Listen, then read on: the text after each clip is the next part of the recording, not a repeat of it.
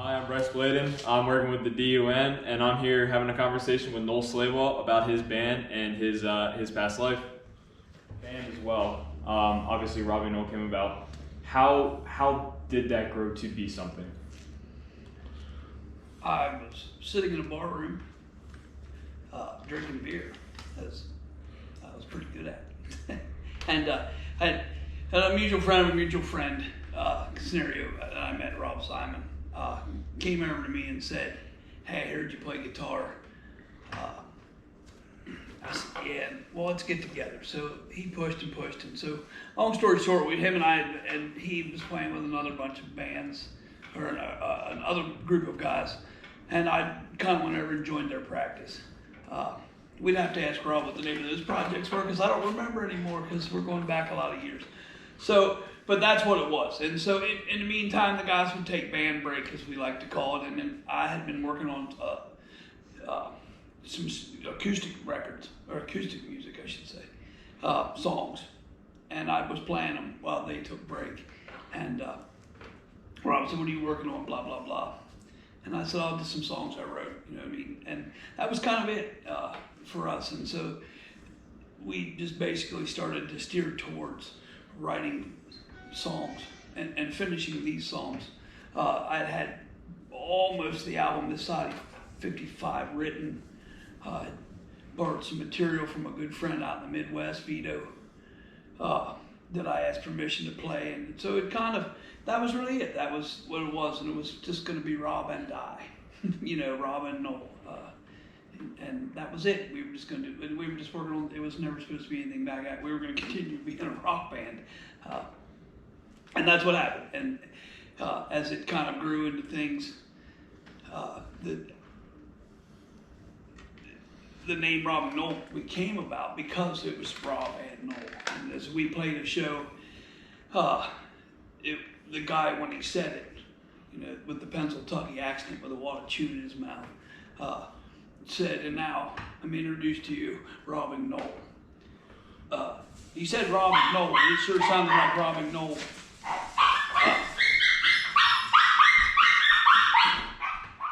Cujo's on it. Get 'em, boys.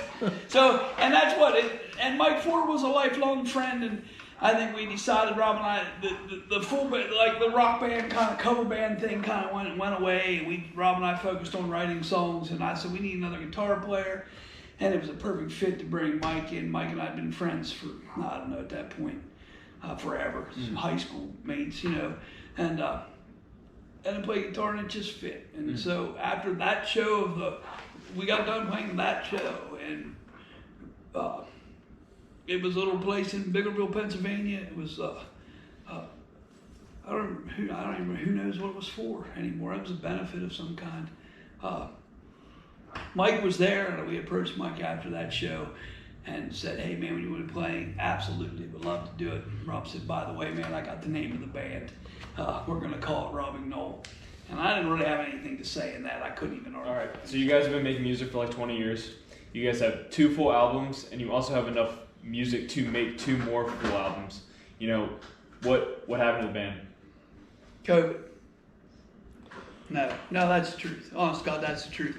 But as I like to say that we were very fortunate to be able to keep the same group members together for as long as we did. I mean, it's really unheard of for a band to stay together as long as we have.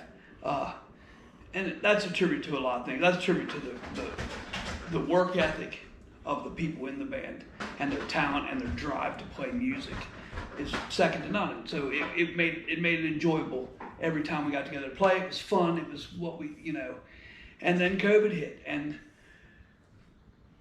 life happens. And so once we were kind of forced to take a break,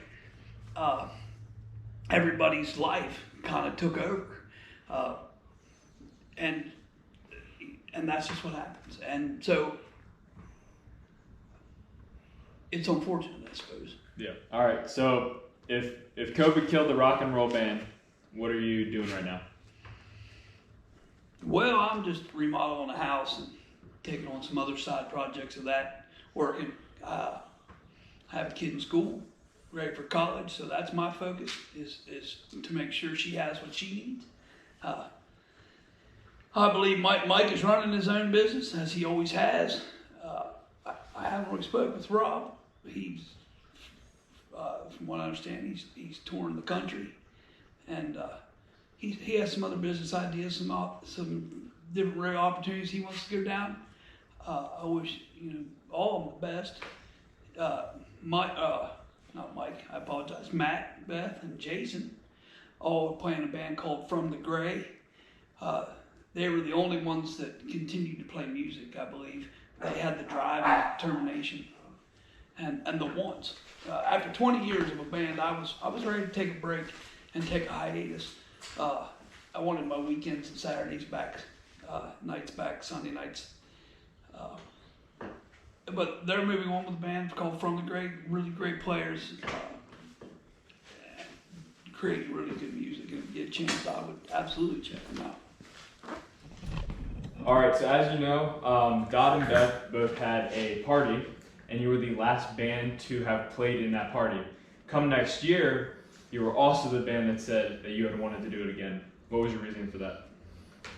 It was well, first of all, Dan and Beth are just great people to work with.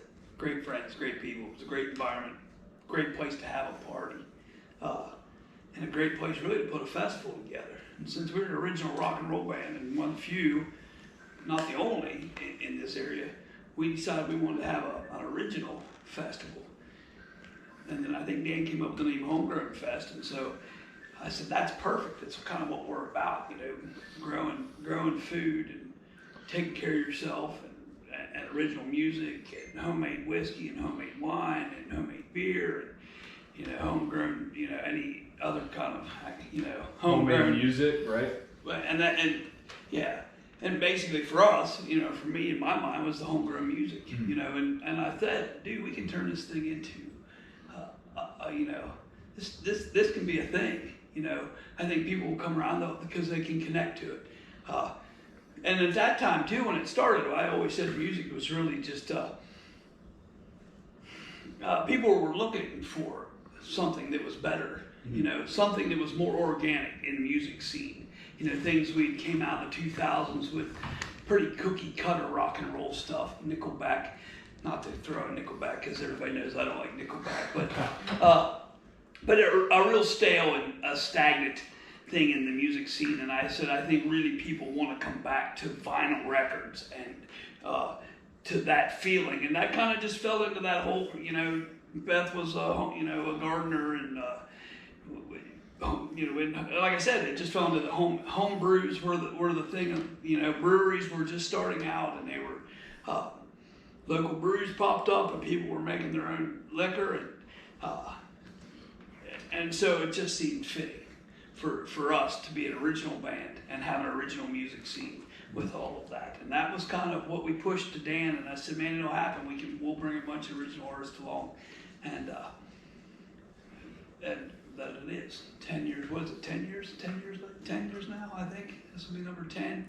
I'm not sure we thought it would last 10 years, but it's been a fun time.